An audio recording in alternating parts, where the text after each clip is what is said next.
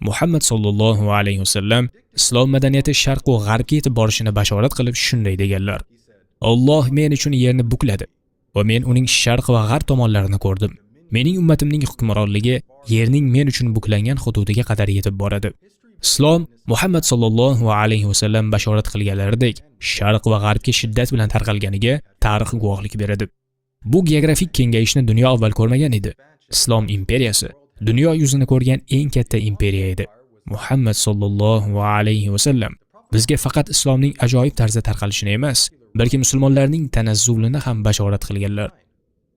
U zot ummatlar birlashib sizlarga hujum qiladilar, xuddi taomlanuvchi taomga tashlangani kabi dedilar.